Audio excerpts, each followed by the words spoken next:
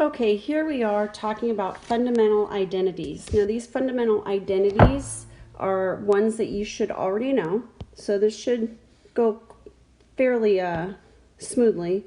I'm going to just show my favorite bars there so I don't have to do that again. Okay, so some of our reciprocal identities, and if you use your flashcards, you know what these are. The sine of theta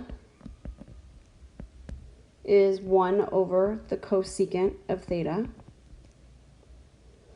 The cosine of theta is equal to 1 over the secant of theta.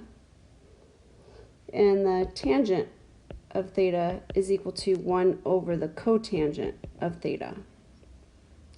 And then we have 3 more. The cosecant of theta is equal to 1 over the sine of theta.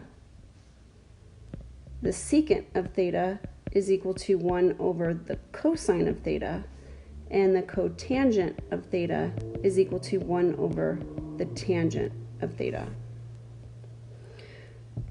We've got quotient identities, and if you can tell me how many there are, then you're on the right track.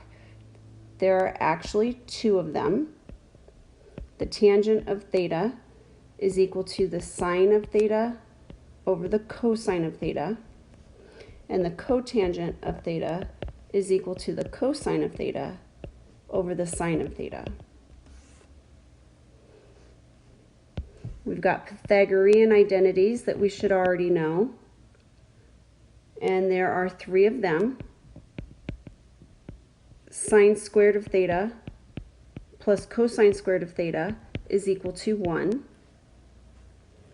1 plus tangent squared of theta is equal to secant squared of theta. And I remember that I tan by the C. Silly, but it's, catchy tune. 1 plus cotangent squared of theta is equal to cosecant squared of theta. And my cot is cozy. That's how I remember that one. So there's 3 of those Pythagorean identities. Then we have our cofunction identities. And we know that there are 6 of those. We're going to write them in terms of radians. The sine of pi over 2 minus theta is equal to the cosine of theta. The cosine of pi over 2 minus theta is equal to the sine of theta. So sine and cosine are cofunction identities. Then we have the tangent of pi over 2 minus theta. That's equal to the cotangent of theta. And the cotangent of pi over 2 minus theta is equal to the tangent of theta. The cosecant of pi over 2 minus theta is equal to the secant of theta. And the secant of pi over 2 minus theta is equal to the cosecant of theta. We have even and odd identities. These are really going to come in handy. The sine of negative theta is equal to the negative sine of theta. That makes it an odd function. The cosecant, since it's a reciprocal identity or a reciprocal function, it is equal to, the cosecant of negative theta is equal to negative cosecant of theta as well, because it is odd. And then we have 2 more odd functions. The tangent of negative theta is equal to negative tangent of theta. And the cotangent of negative theta is equal to negative cotangent of theta.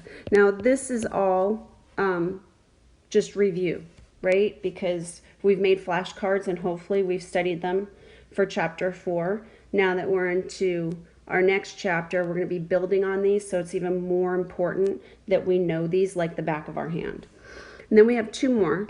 Can't forget cosine. Cosine of negative theta. When you put a negative into your input, when you take the opposite of that input, it's the same thing as not taking the opposite. So the cosine of negative theta is equal to cosine of theta. That's an even function. And the secant of negative theta is equal to just the secant of theta. And those, again, these just come in handy. Sometimes I forget to use them. I forget that they exist. And it's a sad thing because I end up working a lot harder than I need to had I just remembered. And that's where the flashcards come in handy, is that the flashcards really help you avoid being able to forget. So there's a quick review on our fundamental identities. In the next video, I'm going to give you a snapshot right there. In the next video, I'm going to talk about simplifying. So I know that some of us had started getting pretty good at that, and others needed a little bit more practice. So this is your opportunity for that practice.